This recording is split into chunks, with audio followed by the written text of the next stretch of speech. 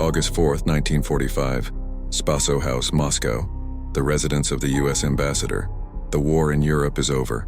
The mood is celebratory.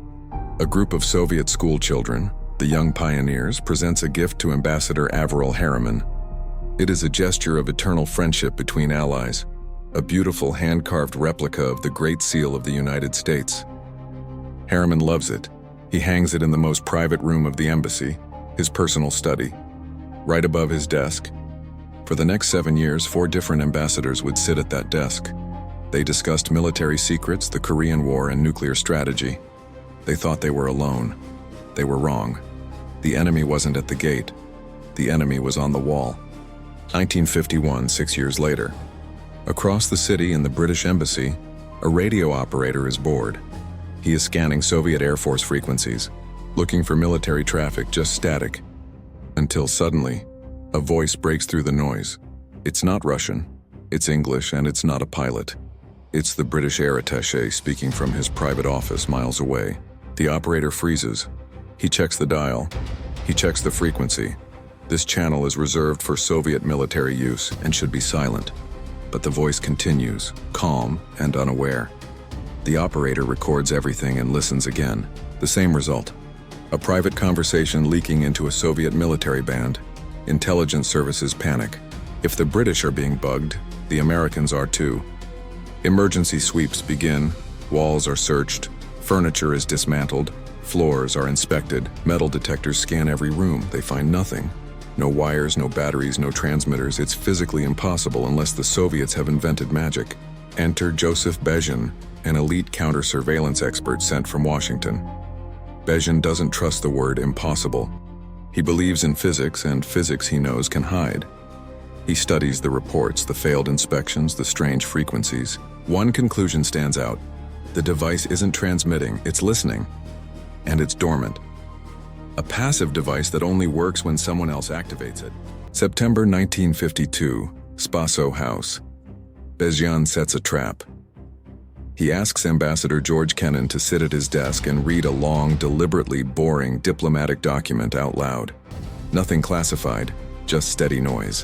While the ambassador reads, Bezhin moves through the room with a signal generator, flooding the space with controlled frequencies, trying to wake whatever might be sleeping. Silence. Minute after minute passes. Nothing reacts. Then Bezhin raises his antenna toward the Great Seal behind the table. Suddenly, a red light flashes, and his eyes can't believe what he sees. The room responds back.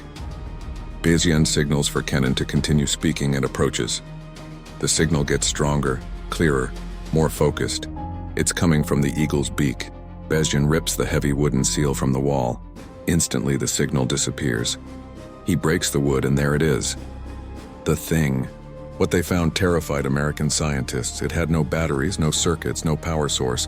It could have stayed there for 100 years. It was a passive cavity resonator, genius in its simplicity.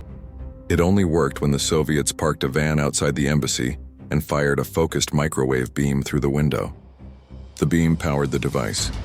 The thin membrane vibrated with the ambassador's voice, and the sound was reflected back to the van. No transmission, no trace. For 7 years it had listened.